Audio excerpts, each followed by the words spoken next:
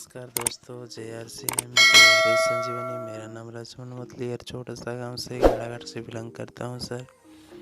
ये हमारा खुद का ज़मीन है, खुद का धान खेती है।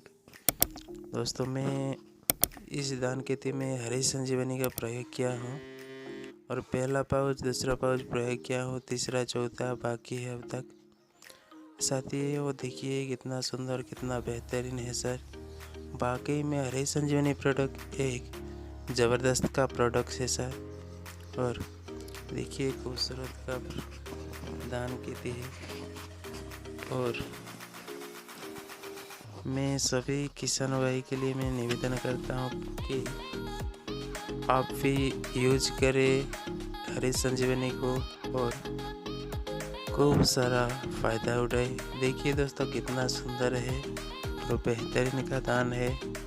आप देख सकते हैं उसका कलर भी बेहतरीन है, उसका पौधा भी कितना बड़ा है। आप देख सकते हैं कितना सुंदर का दान है।